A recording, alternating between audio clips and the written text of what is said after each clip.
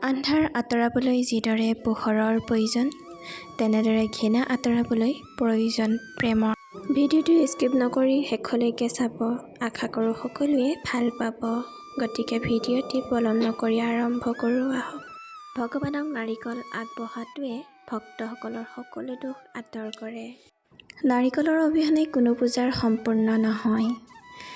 বিশ্বাস কৰা হয় যে নাৰিকলৰ প্ৰদান কৰি ঈশ্বৰ সুখী আৰু তেওঁৰ ভক্তসকল সুখী হয়। যিকোনো শুভ কামত নাৰিকল আগবঢ়োৱাৰ প্ৰৱণতা আছে। কিন্তু হিন্দু ধৰ্মৰ প্ৰায় সকলো দেৱ-দেৱী নাৰিকল আগবঢ়োৱা হয়।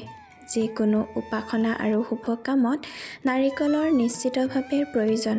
বহু ঠাইত নাৰিকলক শ্ৰীফল বুলিও কোৱা হয়।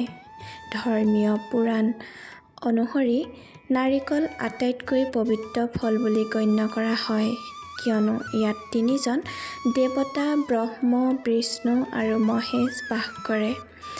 এইটোৱেই বিশ্বাস কৰা হয় যে ভগৱানক নাৰিকল আগবঢ়োৱাটোৱে ভক্তসকলৰ সকলো দুখ আঁতৰ কৰে। পবিত্ৰ সময়ত নাৰিকল কিয় ভঙা হয়? নাৰিকল কেৱল ভগৱানক আগবঢ়োৱাই নহয়, বহুতো শুভ অনুষ্ঠানত নাৰিকল ভঙা হয়। বেছিভাগ উপাসনাত নাৰিকল ব্যৱহাৰ কৰা হয়। পূজাত নাৰিকল ভঙাৰ অৰ্থ হৈছে যে ভক্তজনে নিজৰ ভগৱানৰ ভৰিত সমৰ্পিত কৰিছে।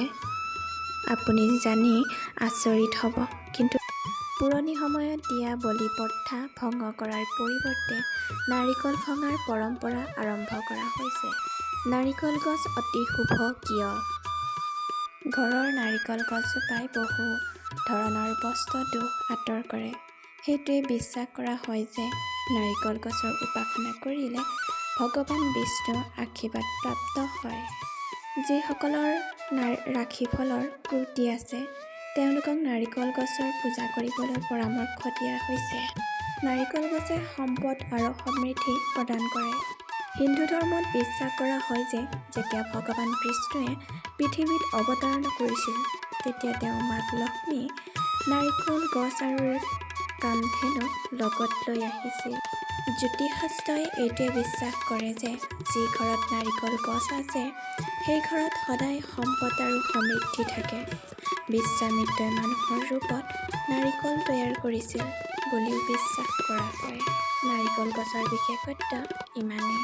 যদিহে ভিডিঅ'টি ভাল পালে তেনেহ'লে like, comment, share and subscribe কৰিবলৈ নাপাহৰিব। লগতে কমেণ্ট বক্সত লিখিব যে কোনে কি কেনেকুৱা ভিডিঅ' চাই ভাল পায়। নিশ্চয় কমেণ্ট কৰি জনাব। ধন্যবাদ।